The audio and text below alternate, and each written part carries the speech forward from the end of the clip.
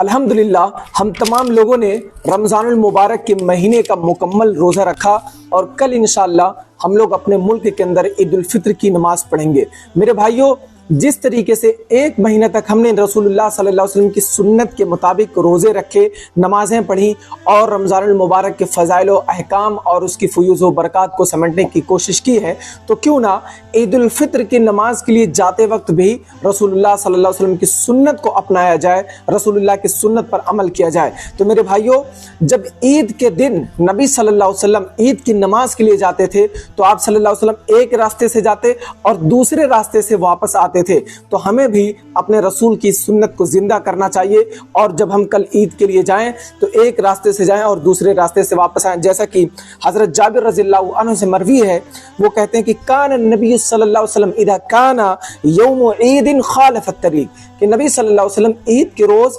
راستہ تبدیل کر کے آتے تھے، ایک راستے سے جاتے اور دوسرے راستے سے آتے تھے۔ اسی طرح سے حضرت ابو ہریرہ رضی اللہ تعالیٰ عنہ سے مروی ہے، کان النبی صلی اللہ علیہ وسلم اذا خرج یوم العید فی طریق رجع فی غیری، کہ نبی صلی اللہ علیہ وسلم عید کے روز جب کسی راستے سے نکلتے تو واپسی پر کسی دوسرے راستے سے لوٹتے تھے۔ تو میرے بھائیوں، یہ سنت ہمارے رسول کی ہے۔